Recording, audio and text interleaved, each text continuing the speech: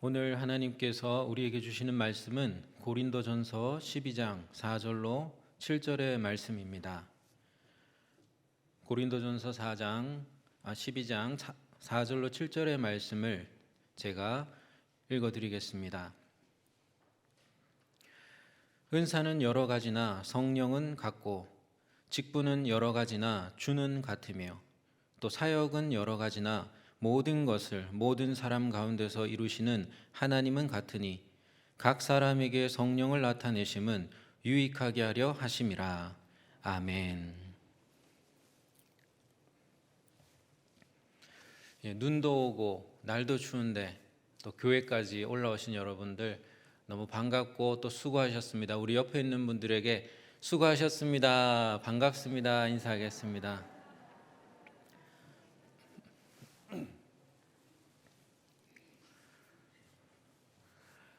어떤 분이 아파트 17층에 살았다고 합니다. 그런데 엘리베이터가 고장이 나버렸어요. 그래서 택배 기사에게 문자를 보냈답니다. 어떡하죠? 엘리베이터가 고장났어요. 그러니까 그 택배 기사에게 문자가 왔습니다. 뭐라고 왔을까요? 8.5층에서 만나죠. 굉장히 지혜로운 것 같기도 하고 합리적인 것 같기도 하고 여러 가지 생각이 드는데요. 요즘 택배 기사들이 참 많아지고 있고 또 참 많이 애쓰고 있고 또 이렇게 눈 오는 날은 특히 고생을 더 많이 하시고요. 또 물론 우리로 하여금 좀 답답하게 하고 스트레스를 주는 그런 택배 기사들도 가끔 있고요. 하여튼 우리가 택배라는 것을 참 많이 활용하고 경험하고 있는 그런 시대입니다. 배송에는 일반 택배가 있고 또 특별 택배가 있습니다. 일반 배송이 있고 특별 배송이 있습니다. 은혜도 일반 배송이 있고요. 또 특별 배송이 될 때가 있습니다. 사도 바울의 회심 과정을 한번 떠올려 보십시오. 바울은 길을 가다가 부활의 주님을 만났습니다. 어떤 빛을 보게 되고 또 음성을 듣게 됩니다. 이거는 은혜의 일반 배송인가요? 특별 배송인가요? 특별 배송이죠. 은혜의 특별 배송은 그냥 위에서 은혜가 바로 그냥 떨어지는 겁니다. 그런 걸 경험하신 분들도 있을 수도 있습니다.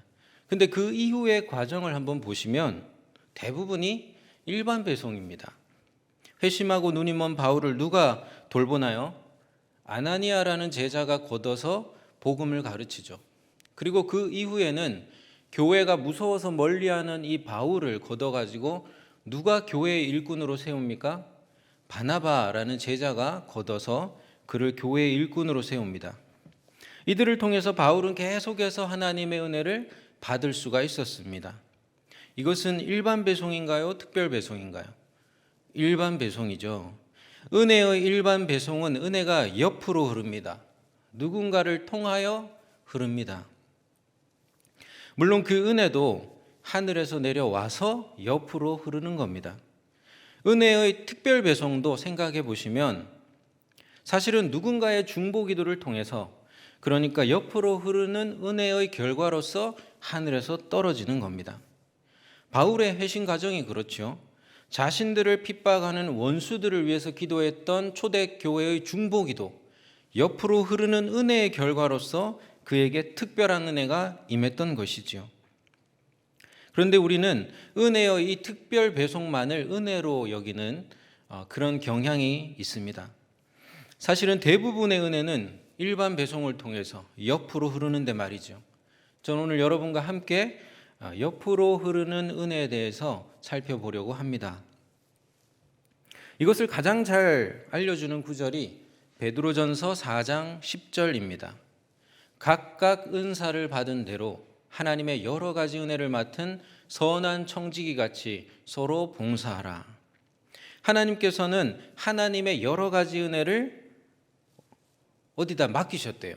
어디다 맡기셨어요? 하늘에 맡기셨습니까? 천사들에게? 아니죠. 땅에 맡기셨어요. 땅 어디에 맡기셨습니까? 옆에 있는 분들 한번 보시기 바랍니다. 부담스러우시죠? 옆에 있는 분들, 옆에 계신 선한 청지기들에게 맡기셨대요. 맡기셨으니까 찾아가셔야겠죠. 옆에 있는 분들에게 있습니다. 우리 옆에 있는 분들은 여러 가지 모양으로 교회를 위해서 봉사하신 분들입니다. 아마 내가 의식하든 못했든 분명히 그분을 통해서 하나님의 은혜를 받았을 텐데, 그죠? 충분히 감사를 못했을 수 있고요. 혹시 봉사를 안 했더라도 이 코로나 시국에 이곳에 앉아 있는 것만으로도 은혜가 됩니다. 도전이 됩니다. 그래서 우리 옆에 있는 분들에게 이렇게 한번 축복하겠습니다. 그동안 은혜 받았습니다. 이렇게 한번 인사하겠습니다. 네. 사실 은혜 받았습니다라는 인사는 설교자들에게 익숙한 것이고 또 찬양 봉사자들에게 익숙한데요. 우리 찬양하시는 오늘 또 은혜 받으셨죠? 헵시바 우리 찬양팀에게도 은혜 받았습니다. 한번 격려의 박수 한번 하겠습니다. 네. 은혜 받았습니다. 오늘 또 찬양 선곡도 그렇고 찬양도 그렇고 너무 또 오늘 말씀과 잘 맞고 또 은혜가 되었습니다. 이 은혜 받았습니다라는 인사를 우리 설교자가 독점하는 것이 참 안타깝습니다. 은혜는 예배 때 듣는 설교나 찬양을 통해서만이 아니라 여러 가지 모양으로 서로 봉사할 때 옆으로 흘러서 나에게 오기도 하고 누군가에게 흘러가기도 하는데 그것을 의식하지 못할 때가 많기 때문입니다. 어떤 분이 땡땡 교회를 칭찬을 하고 좋아하시더라고요. 근데 저는 그 교회에 대해서 그 교회가 전하는 메시지와 상관없이 그 교회의 태도만으로도 이단적이다 이렇게 비판했습니다. 왜냐하면 모든 성도들이 목회자만 바라보는 교회였습니다. 그리고 목회자가 한마디 하면 그 한마디 하는 대로만 움직이는 교회였습니다. 왜냐하면 그 목회자의 설교와 기도를 통해서만 은혜가 임한다라고 생각하는 그런 분위기의 교회였기 때문입니다. 저는 그 태도만으로도 이단적이다 이렇게 생각합니다. 마치 목회자가 은혜를 독점하고 있는 듯이 암시라도 준다면 그것은 하나님의 자리를 대신하는 것과 같은 심각한 영적 타락입니다. 누구도 은혜를 독점할 수 없습니다. 잊지 말아야 합니다. 하나님은 하나님의 여러 가지 은혜를 선한 청지기들에게 고루 맡겨두셨습니다. 여러분 은혜 받은 기억들을 한번 떠올려 보십시오. 일반 택배가 많으세요? 아니면 특별 택배, 특별 배송이 많으십니까? 골방에서 나 홀로 기도하다가 받는 은혜도 있지만 대부분은 어때요? 누군가의 봉사를 통해서 옆으로 흐르는 은혜를 받은 거잖아요. 오늘도 수요 기도회 나오셨습니다. 은혜 받으러 나오셨어요. 근데 이 수요 기도회가 뭐예요? 옆으로 흐르는 은혜입니다. 물론 그 모든 은혜도 위에서 내려오는 거지만 설교자의 설교와 찬양과 기도와 모든 것이 옆으로 흐르는 은혜가 아니겠습니까? 이것을 알고 수고하시는 모든 분들 이 말씀으로 위로를 받으시기 바랍니다. 여러분의 수고로운 봉사를 통해서 은혜가 알게 모르게 흘러가고 있다는 사실입니다. 하나님께서 당신을 통해 메마른 땅에 샘물 나게 하시기를 가난한 영혼 목마른 영혼 당신을 통해 주사랑하길 원하네.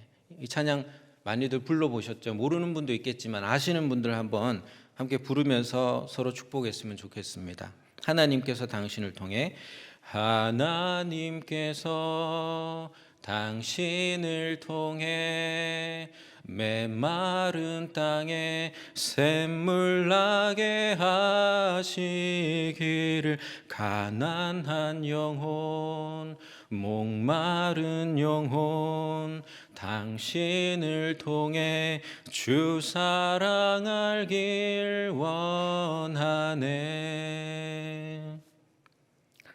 감사합니다. 우리는 옆 사람을 통해서 은혜를 받을 수도 있고 또 은혜를 깎아 먹을 수도 있습니다. 저는 요즘 제 은혜를 가장 많이 깎아 먹는 사람은 제 아내입니다. 제가 전에 말씀드렸죠. 지옥불이 어디서 나온다고요? 예, 입에서 나온다 그랬잖아요. 그래서 우리가 서로 공주님, 왕자님 이런다 그랬잖아요. 근데 최근에 이제 2022년이 되고 나이가 11살 더 많은 제가 1살 더 먹으니까 저를 뭐라고 불러요? 예, 영감님하고 부르기 시작했습니다. 그렇게 제 은혜를 다 깎아먹고 있습니다. 저를 부를 때마다 영감님, 계속 영감님 그래가지고 사람이 적응의 동물이라 가지고 나도 모르게 왜 불러 이러고 있는데요. 역시 지옥불은 입에서 나오는구나, 제가 이렇게 말하고 있습니다. 은혜를 깎아 먹을 수도 있고 또 은혜를 끼칠 수도 있습니다. 한번 따라해 주십시오. 은혜는 봉사를 통해 옆으로 흐른다. 그럼 누구에게 얼만큼 맡겨 놓으셨을까요? 그 은혜의 종류와 양은 각각 은사를 받은 대로 다릅니다. 오늘 고린도전서 12장은 은사장이라고 불리잖아요. 이 은사장은 은사의 종류에 대해서 막 열거하기 전에 은사와 직분과 그리고 사역의 관계를 성부와 성자와 성령, 성삼위 하나님과의 관계와 관련지어서 설명합니다. 그 본문이 오늘 우리가 읽은 고린도전서 12장 4절로 7절입니다. 4절로 6절만 우리 함께 한 번 더 읽도록 하겠습니다. 4절부터 6절까지만 읽겠습니다. 시작. 은사는 여러 가지나 성령은 같고 직분은 여러 가지나 주는 같으며 또 사역은 여러 가지나 모든 것을 모든 사람 가운데서 이루시는 하나님은 같으니. 아멘. 먼저 여러 가지 은사는 누가 주십니까? 성령님이 주십니다. 그리고 여러 가지 은사를 사용하는 자리라고 할 수 있는 직분은 누가 주십니까? 주님이 주신다고 했죠. 주님. 근데 그 주님이 이 맥락상 누굽니까? 바로 예수 그리스도, 성자 예수 그리스도이십니다. 그리고 이 은사를 가지고 직분의 자리에서 행하는 여러 가지 사역은 누가 이루신다고 했습니까? 하나님이 이루신다고 했습니다. 이것은 맥락상 성부 하나님이십니다. 그러니까 은사를 사용해서 직분의 자리에서 사역을 하는 것, 그것은 누구의 합작품이라고 할 수 있습니까? 바로 성부와 성자와 성령, 성삼위 하나님의 합작품입니다. 그렇기 때문에 우리가 은사와 직분과 사역을 소홀히 하는 것은 성삼위 하나님의 합작품을 훼손하는 것과 같습니다. 그래서 여러분, 성경에도 교회 사역을 방해하다가 심판받는 경우가 있지만 우리도 신앙생활 오래 하시다 보면 듣죠. 교회를 대적하다가 이렇게 심판받는 경우를 보게 됩니다. 그런 일이 없다고 할 수 없습니다. 왜냐? 사역은, 교회는, 직분은, 은사는 누구의 것이에요? 성삼위 하나님의 것이고 성삼위 하나님의 합작품이기 때문입니다. 왜 하나님께서는 이와 같은 은혜의 일반 배송을 선호하실까요? 왜 은사를 사용해서 직분의 자리에서 사역을 하는 봉사를 통해서 옆으로 은혜가 흘러가게 하실까요? 그냥 위에서 바로 그냥 은혜를 때려버리시면 될 텐데 왜 그러실까요? 하나님은 우리가 은혜를 흘려보내는 은혜로운 인생, 고귀한 인생을 살기를 원하시기 때문입니다. 그래서 하나님께서는 저와 여러분을 은혜의 택배원들로 다 부르신 것입니다. 은혜는 봉사를 통해서 옆으로 흐릅니다. 봉사. 그 봉사의 삼위일체는 은사와 직분과 사역입니다. 은사를 가지고 직분의 자리에서 사역을 감당할 때 은혜는 옆으로 흐릅니다. 먼저 은사를 사용할 때, 은사, 그때 은혜가 흐릅니다. 고린도전서 12장 7절의 말씀을 한 번 더 읽도록 하겠습니다. 고린도전서 12장 7절 시작. 각 사람에게 성령을 나타내심은 유익하게 하려 하심이라. 맥락상 여기서 성령의 나타내심이라는 건 뭘까요? 은사죠. 은사. 은사를 사용하면 교회와 세상이 유익을 받게 됩니다. 은혜를 끼치게 되는 것이죠. 그런데 이 은사와 관련해서 몇 가지 오해가 있습니다. 첫 번째 오해는 은사라는 것은 아주 특별하고 신기한 그런 능력만을 의미한다라는 오해입니다. 물론 그런 것들도 은사입니다. 하지만 은사란 원래 선물을 뜻합니다. 선물. 여러분, 하나님께 어떤 선물을 받으셨나요? 그 선물이 무엇이든 간에 건강이든 시간이든 아니면 물질이든 성격이든 성품이든 열정이든 특별한 능력이든 간에 그 모든 받은 선물이 은사입니다. 여러분, 한번 생각해 보십시오. 만약에 내가 아주 특정한 것만을 은사로 여기고 그것만을 사용해서 하나님을 섬기겠다 그러면 그 사람은 하나님께 전체를 드리는 게 아니라 전체를 드리는 게 헌신이고 제사고 예배인데 전체를 드리는 게 아니라 아주 부분만을 드리게 됩니다. 여러분이 어떤 선물을 하나님께 받으셨든 그 전체를 다 사용하셔서 하나님께 산 제물로 여러분을 드리시고 헌신하시고 하나님을 기쁘시게 하는 그런 인생들 되시기를 바랍니다. 두 번째 오해는 은사라는 건 이게 다 고정돼 있다라고 생각하는 겁니다. 여러분 11절 말씀에 따르면 은사는 성령님이 각 사람에게 당신의 뜻대로 이렇게 나눠주신다고 했어요. 그러니까 당신의 뜻대로 걷어가실 수도 있고요. 당신의 뜻대로 더 주실 수도 있습니다. 그래서 사도 바울이 31절에서 이렇게 말하죠. 너희는 더욱 큰 은사를 사모하라. 내가 또한 가장 좋은 길을 너희에게 보이리라. 그랬습니다. 여러분 더 큰 은사를 사모하세요? 더 큰 은사를 구하십니까? 저는 제가 구하는 7가지 은사가 있습니다. 뭔지는 얘기하지 않겠습니다. 여러분 있냐는 거예요. 은사를 구하세요. 나 많이 구해봤는데 안 주시더라. 그래서 안 구하십니까? 저도 안 주셔서 지금 오랫동안 계속 구하고 있습니다, 여러분. 더 큰 은사를 사모하라 그랬잖아요. 그런데 여러분 이렇게 설명합니다. 바울이 은사장 12장 말미에서 가장 좋은 길을 보이겠다. 그러고 나서 뭐가 펼쳐집니까? 13장 사랑장이 펼쳐지고요. 그리고 나서 14장은 은사 중에서도 대표적인 방언과 예언에 대해서 상세하게 설명하기 전에 이렇게 시작합니다. 14장이 사랑을 추구하며 신령한 것을 사모하되 특별히 예언을 하려고 하라. 그러니까 사랑을 추구하면서 신령한 것을 사모하는 것, 그것이 바로 더욱 큰 은사를 사모하는 방법이고 가장 좋은 길이라는 겁니다. 그 대표적인 예가 예언이라고 할 수 있고요. 여러분 하지만 우리가 어떤 은사를 받았든지 간에 그 은사를 우리가 사용하지 않고 있다면 우리는 더 큰 은사를 받을 자격이 없습니다. 5달란트를 가지고 최선을 다하면 달란트를 더 주시겠다 했고요. 한 달란트밖에 없어서 게을러 버리면 한 달란트밖에 없는데도 게을러 버리면은 그것까지도 가져가겠다고 하셨습니다. 내가 얼마를 무엇을 가졌든 그걸 가지고 최선을 다해 하나님 앞에 봉사할 때 하나님은 더 잘 감당하도록 능력을 부어주시겠다고 약속하셨습니다. 지금 여러분이 어떤 은사를 가지셨든 최선을 다해서 사용해서 하나님을 기쁘시게 할 때 하나님께서 또한 여러분이 사모하시는 더 큰 은사도 더해 주실 줄로 믿습니다. 다음으로 직분을 감당할 때 은혜가 흘러갑니다. 난 직분이 없는데 그러실 수도 있겠는데요. 항종직만 직분이 아닙니다. 봉사의 자리, 모든 봉사의 자리가 직분입니다. 봉사할 자리가 없던데?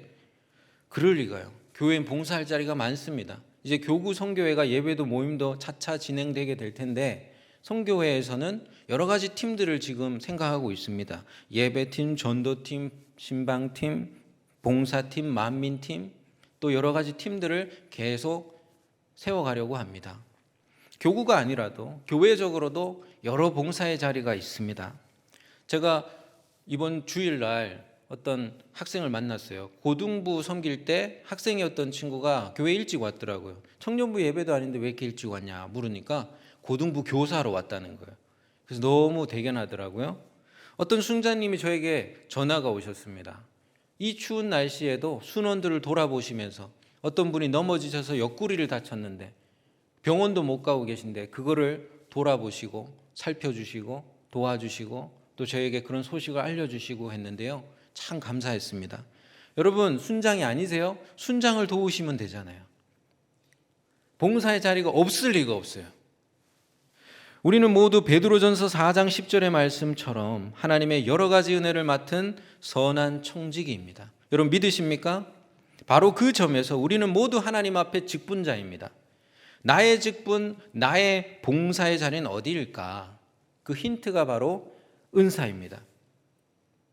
물론 은사를 한 번도 자기가 써보지 않으면 내가 그 은사가 있는지 없는지 어떻게 알겠습니까? 그림을 안 그려본 사람이 내가 그림을 잘 그리는지 안 그리는지 어떻게 알겠어요? 노래를 안 불러본 사람이 내가 잘하는지 못하는지 어떻게 알겠습니까? 저도 처음 이 설교를 할 때 얼마나 못했는지 쥐구멍에 숨고 싶었습니다. 처음엔 다 못해요. 그래서 은사를 내가 나 은사 없어, 나 안 해, 이렇게 하는 건 말이 안 되는 겁니다. 먼저 해보고 또 해보면서 이건 진짜 안 되는구나 알게 되고요. 이건 내가 조금 하는 줄 아는구나 알게 되는 겁니다. 은사는 힌트입니다. 내가 어디에서 섬겨야 할까? 각각 은사를 받은 대로 봉사하라고 했습니다. 내게 설교의 은사가 없는데 설교를 계속 고집하면 설교 듣는 사람이 고생입니다. 내게 내 찬양의 은사가 없는데 내가 계속 난 찬양할래 고집하면 찬양 듣는 사람이 고생입니다. 나는 지도력의 은사가 없는데 계속 지도하려고 하면 지도 받는 사람이 고생입니다. 그래서 여러분 살펴보셔야 돼요. 내게 은사가 있는지 내 자리가 맞는지. 그것은 내 유익을 위한 것일 수 있고 내 욕심을 채우기 위한 것일 수 있습니다. 내가 마이크 잡고 싶어서 그런 것일 수 있습니다. 물론 내가 그 일에 대한 순수한 열정이 있다면 그와 관련한 은사가 있을 가능성은 높고요. 없어도 하나님 주시지 않겠어요? 야, 너 정말 그 일을 하고 싶구나. 그러면서 주시지 않겠습니까? 정말로 그 봉사를 통해서 은혜를 흘려보내고 싶다면, 그런데 아직 그 은사가 없다면, 부족하다면 피나는 노력을 해야 합니다. 그렇지 않고 그 봉사를 고집한다면 은혜를 흘려보내는 게 아니라 은혜를 깎아 먹을 수가 있습니다. 마지막으로 사역에 참여할 때 은혜가 흘러갑니다. 여러분, 사역은 참여하는 겁니다. 사역은 주도하는 게 아닙니다. 왜냐하면 하나님의 사역이기 때문입니다. 6절의 말씀 제가 읽어드리겠습니다. 또 사역은 여러 가지나 모든 것을 모든 사람 가운데서 이루시는 하나님은 같으니. 모든 사역을 이루시는 분은 오직 하나님이십니다. 하나님이 주도하는 하나님의 사역입니다.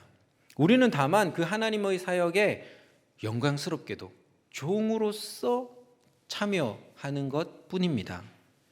그렇다면 나의 사역이, 우리 교회의 사역이 하나님의 사역이 되려면 어떻게 해야 될까요? 그 비결이 바로 베드로전서 4장 11절에 나옵니다. 만일 누가 말하려면 하나님의 말씀을 하는 것 같이 하고, 누가 봉사하려면 하나님이 공급하시는 힘으로 하는 것 같이 하라. 이는 범사에 예수 그리스도로 말미암아 하나님이 영광을 받으시게 하려 함이니 그에게 영광과 권능이 세세에 무궁하도록 있느니라. 아멘. 여러분, 사역이 하나님의 사역이 되려면 사역이 정말로 하나님의 사역이라고 믿어야 됩니다. 그리고 하나님의 사역인 것처럼 참여해야 합니다. 그럼 어떤 태도가 될까요? 두렵고 떨리겠죠. 그리고 기대도 되고 설레겠죠. 그리고 겸손해지겠죠. 감사하겠죠. 오직 기도로서 감당하겠죠. 이게 바로 사역을 하나님의 사역으로 만드는 비결입니다. 그렇게 나의 사역이 하나님의 사역이 될 때 하나님의 은혜는 옆으로 흘러갑니다. 그래서 결국에는 범사에 예수 그리스도로 말미암아 하나님이 영광을 받으시게 됩니다. 마치 그리스도께서 지극히 높은 곳에서는 하나님께 영광이시고 또 하나님이 기뻐하시는 사람들 중에서는 평화의 유익을 끼치신 것처럼 말이죠. 말씀을 맺도록 하겠습니다. 추운데 오셔가지고 따뜻한 옷 입고 이렇게 계시니까 조금 졸음이 오시죠? 이해가 됩니다. 예. 말씀을 맺도록 하겠습니다. 은혜는 봉사를 통해서 옆으로 흐릅니다. 위만 쳐다보고 있으면 안 됩니다. 나를 통해, 누군가를 통해 은혜는 계속 흐르고 있습니다. 그렇게 서로를 통해서 은혜를 받아 은혜는 배가 됩니다. 하나님께서는 바로 이 은혜의 일반 택배를 애용하십니다. 그래서 하나님은 하나님의 여러 가지 은혜를 선한 청지기들에게 맡겨 두신 것입니다.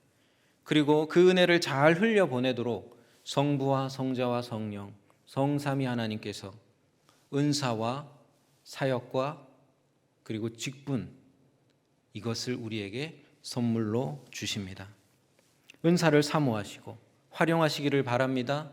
그리고 직분의 자리, 코로나로 여러 가지 이유로 지키기 힘든데요, 지켜내시기를 바랍니다. 하나님의 사역에 감사로 겸손함으로 기도로 참여하시기를 바랍니다.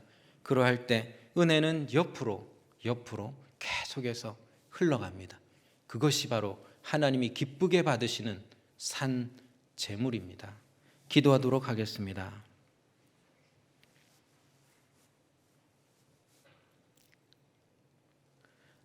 아버지 하나님, 우리에게 은혜를 주기를 원하신 하나님, 우리는 하늘만 쳐다보는데 사실은 옆에서 은혜가 흘러오고 있었습니다.